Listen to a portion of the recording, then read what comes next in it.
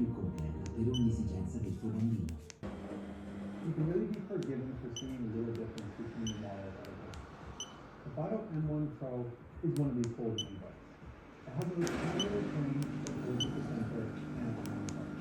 And it has a very similar look to other bikes, from brands like electric, A-Bike, or N-Bike. Now, how are you going to make your decision? Well, stay tuned today as we go through the Fido M1 Pro in detail.